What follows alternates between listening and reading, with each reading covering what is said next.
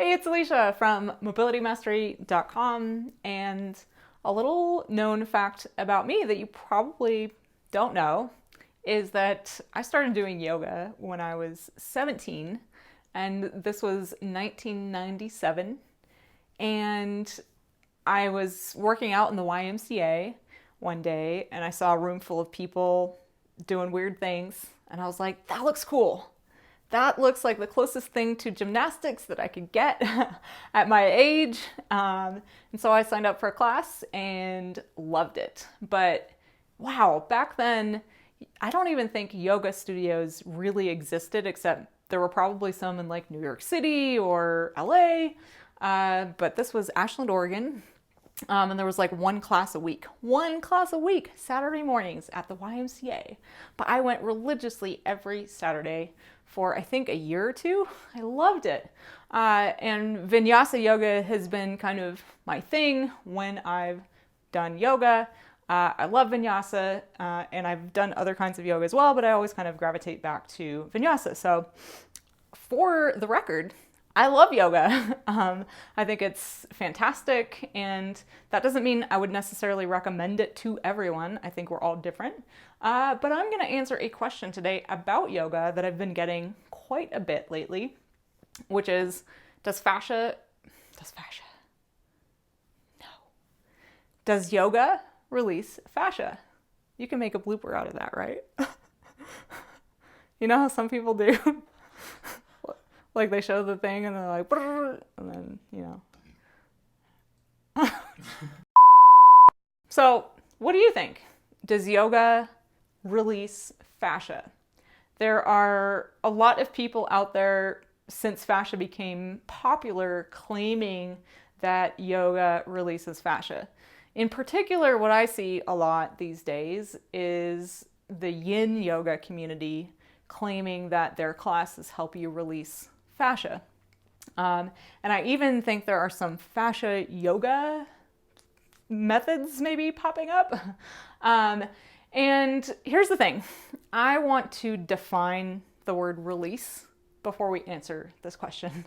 Because to me, how can you answer the question, does yoga release fascia, unless you know what releasing fascia actually means? And I'm just going to tell you what it means to me. So maybe releasing fascia means something different to you or other people, and that's totally fine.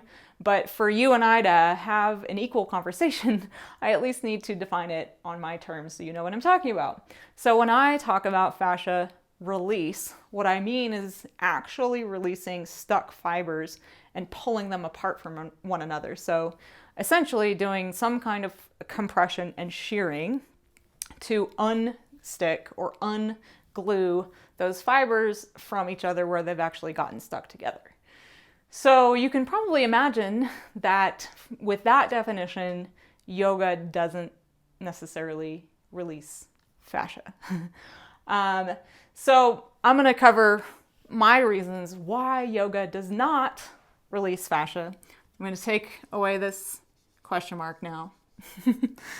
And I would just make the statement, yoga doesn't release fascia. And I would love to hear from you after this. So I've been hearing from some of you that are yogis, and maybe you offer yoga and you do yoga yourself, or maybe it's in combination with some kind of body work. And this is, again, from my definition, from the way that I address fascia, it doesn't. And so here's why. There's no shearing and there's no compression. So when you're doing yoga, you are moving through a series of postures and sequences, right? You're putting them together. You are using your body weight typically. I know there are probably some strength training yoga classes out there where they're using weights, but I wouldn't necessarily call that yoga. To me, it's not traditional yoga. So when I talk about yoga too, I'm thinking body weight only on a mat, right? Moving yourself around from the floor, and then on the floor with different postures and poses. You're sometimes holding poses for a long period of time and sometimes not. Sometimes you're moving quickly, right? So there are many types of yoga out there, but none of them really, have an outside compression or put you on something and load a piece of fascia with some weight and then shear those fascial fibers apart. And if you've been following my Fast Fascia Facts series, which you should, it's super nerdy, and if you love talking about fascia, then you're gonna love that series, and we'll link to it below.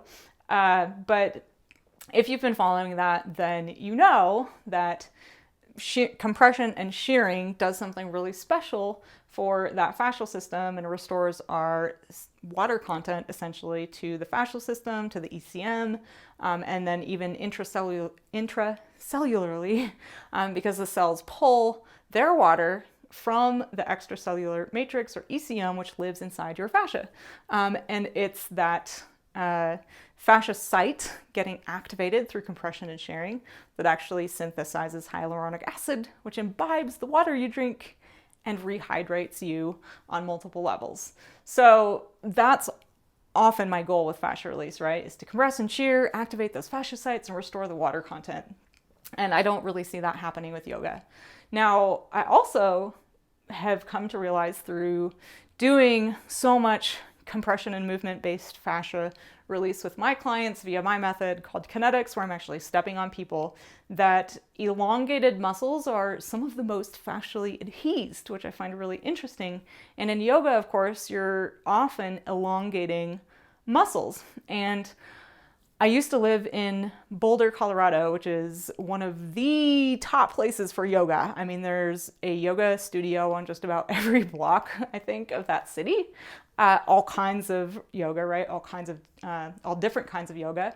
But people in Boulder love yoga, and I was friends with all kinds of yoga devotees, and some of my friends taught yoga, and I worked on them. And then a lot of my clients also happened to do yoga and came to me, with pain. So I've seen or felt firsthand what the fascia is like of a broad spectrum of people who do yoga. And they all have one thing in common: dense, restricted areas of fascia and lots of fascial adhesions that never got sheared before. And actually, the most fascially adhesed people I've ever worked on were yin yogis. Super flexible. They can put their, feet behind their head. But when I step on them and actually compress a piece of their fascial system within the muscle belly, it's extremely fascially adhesed. So when we're stretching fascia a lot, it actually puts tension in that system. And sometimes the fascia responds by actually contracting or creating those adhesions so that you don't overstretch and actually injure yourself. And it's just kind of a natural consequence of that overstretching. Whether it's through yoga or even just sitting. If you're in a sitting posture, then you are, your low hamstrings are going to be more restricted, right? But then the upper part is more elongated. So you might actually chronically feel like your mid and upper hamstrings are really tight, or you might get tight in your butt area, but it's not actually like the problem, right? Which is what I talk about a lot. So often elongated muscles are some of the most fascially adhesed. So if yoga released fascia, then you would think that when they came to me, right, a lot of these muscles that they're constantly stretching would be released, but they're not. And then lastly, yoga equals stressful. I put a question mark there because lots of people that I've talked to don't love yoga. They just think they should do it, but they go and they actually get stressed out. Like, I remember the first time Stefan went to a vinyasa yoga class with me and he absolutely hated it. And I think he probably felt stressed out the whole time. But a lot of people think they should do yoga, right? They're inflexible, they don't have the mobility they want, and they're told or they think they should go do yoga. But then my concern would be that someone like that doing yoga is stressing themselves out because maybe they can't do the poses correctly, or maybe their balance is off, or maybe it just freaking sucks, right? Like they're stretching muscles that want to resist that stretch and it's painful, and then that might cause stress. And I know for a lot of people, myself included, yoga is like a stress reliever. So that's one reason I do it, but I don't actually think that's true across the board. So if you've ever tried to do yoga and found it stressful, then you're definitely not doing your fascia any good by continuing to force yourself to do yoga in an attempt to get more flexible. I just think that's the wrong combination. So that's my long-winded explanation there of a few facts about or a few things, in my opinion, about why yoga doesn't release fascia. But I had to include here why I love yoga, because as I told you in the beginning, I love yoga, and there are definitely some reasons to do yoga. And one of the things I've constantly been trying to keep in mind for my own optimal health and also talk to my clients about is opening up a conversation about why to do something. So like I mentioned here, if someone thinks they should do yoga, but they go and it's not a pleasant experience and they're super stressed out, that may not be the right thing for them, right? They might actually do better with somebody who walks them through some dynamic stretching where it's slow and methodical and they know they're doing it right and they have guidance.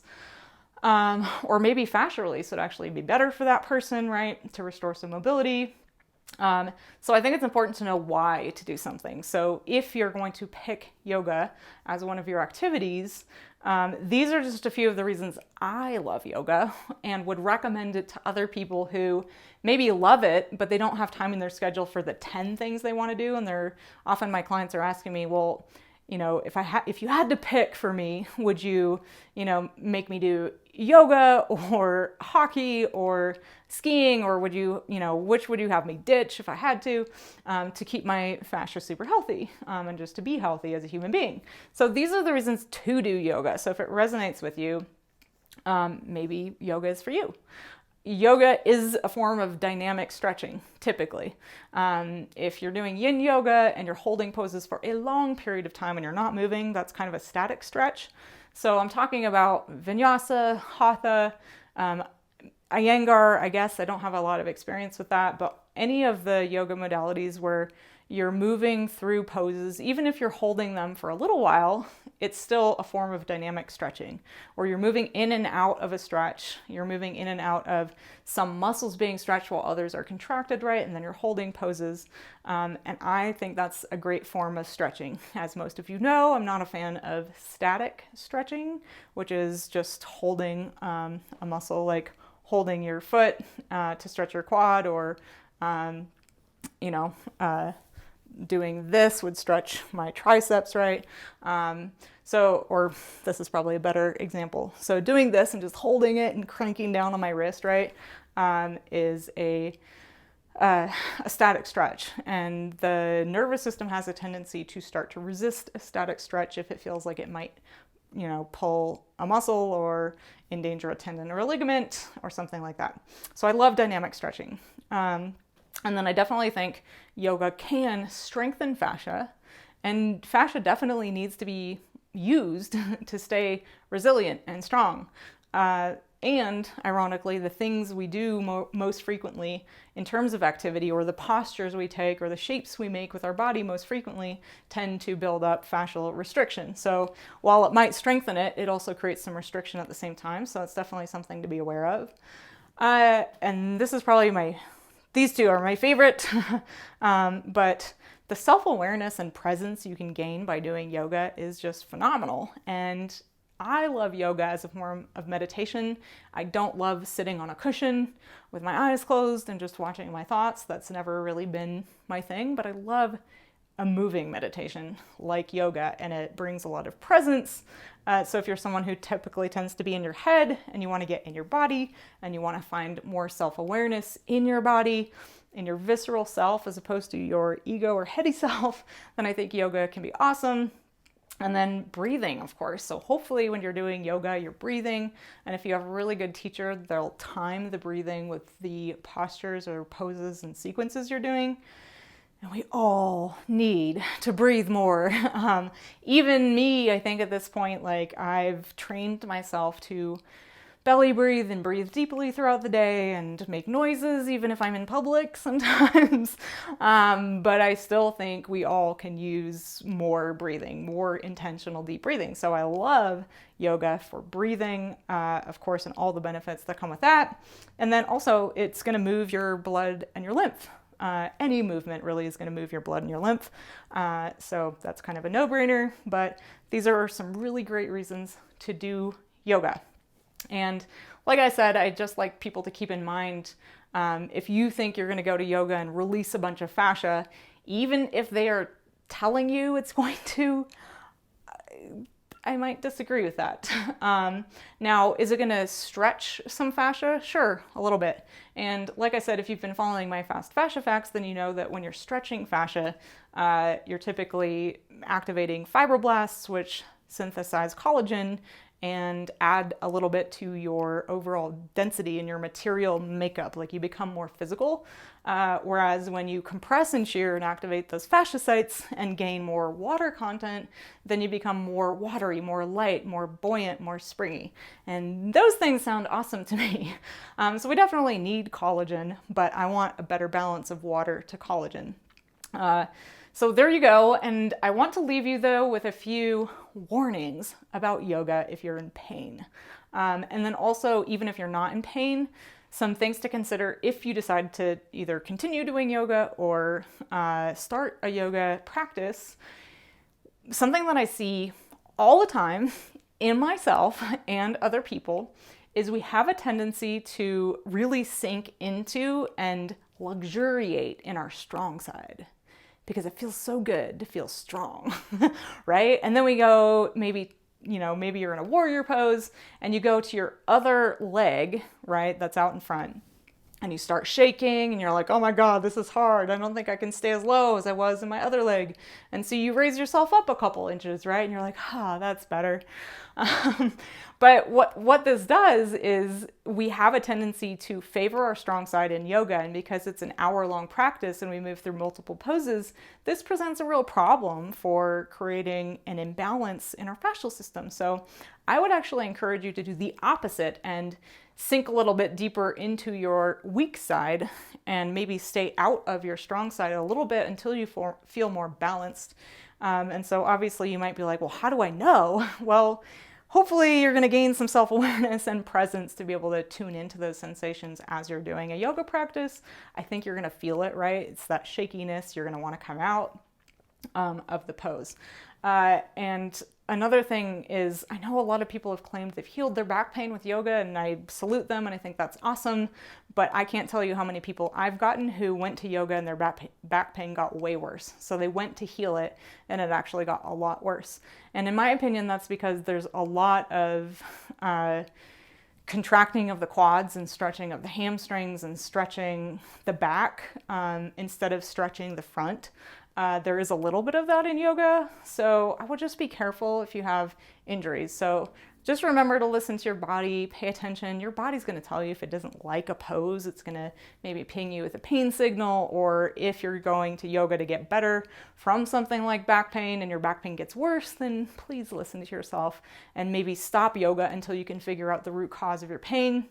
And if you are someone in pain right now, maybe you're new to my channel or not, but I have all kinds of resources for you to find the root cause of your pain and get out of pain through fascia release techniques here on the YouTube channel, and also our blog, mobilitymastery.com/blog.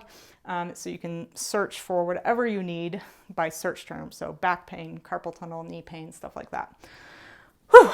All right. So that's it for my yoga spiel. I would love to hear from you now. Was there anything that surprised you in this? And are you someone that actually does yoga? Or maybe not? And are you the person that went to yoga, got super stressed out? Or maybe you're like me and you love doing yoga for stress relief. I would love to hear from you and have you share your experiences with yoga below, and then also your thoughts on yoga not releasing fascia and all the claims being made right now that it does. What do you think? So I'll meet you in the comments. And if you're new here, I hope you hit that subscribe button and stick around.